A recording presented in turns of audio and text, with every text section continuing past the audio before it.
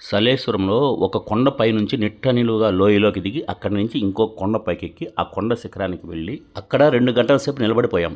అక్కడి నుంచి కొండ లోయలోకి దిగితే చాలా కష్టమైన మలుపులతో చాలా భయంకరమైన యాత్ర అండి ఈ తెలంగాణ అమరనాథ యాత్ర. మేము కిందకు దిగాక ఇంకో బ్యాచ్ రావాలి. మేము దిగకముందే ఇంకో బ్యాచ్ వచ్చారు. ఒక్కళ్ళు నిట్టినా సరే వందలాది మంది లోయలో పడిపోయారు. చుట్టుపక్కల ఒక కానిస్టేబుల్ లేడు, ఒక వాలంటీర్ లేడు.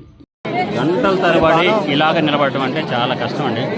ఒకళ్ళ ముక్కుల్లో గాలి ఒకళ్ళు పీల్చుకుంటున్నాం, గాలి ఆడటం లేదు. ఎప్పుడన్నా ఈ కొండ గాలి పిల్లగాలి ఒక్క అర నిమిషం అటు వచ్చిపోతే మనసుకు హాయిగా అనిపిస్తుంది. వీలైనంత వరకు అసలు ఎవరికి గాలి ఆడటం లేదు. వచ్చిన వాళ్ళని బయట పోలేక మళ్ళీ ముందుకు పోలేక ఇలాగే అయిపోయాం. ఓం నమః శివాయ.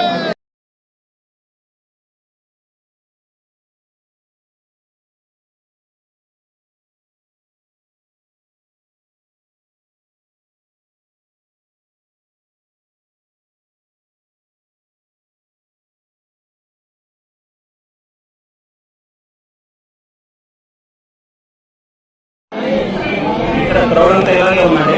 ఇలా తీసేయకుండా వెనక మళ్ళా వేలాగా ఉన్నారు. అంటే ఎలా వదిలేసారని మేము అనుకుంటున్నాం. తెలిసిన విషయం ఏంటంటే ఆ అమ్మాయి ఇద్దరు కానిస్టేబుల్ కూడా రోజు చేసి పక్కకి మొత్తం ముందు వేయడం వచ్చారట. పరిస్థితి గందరగోళంగా ఉంది. ఏం జరుగుతుందో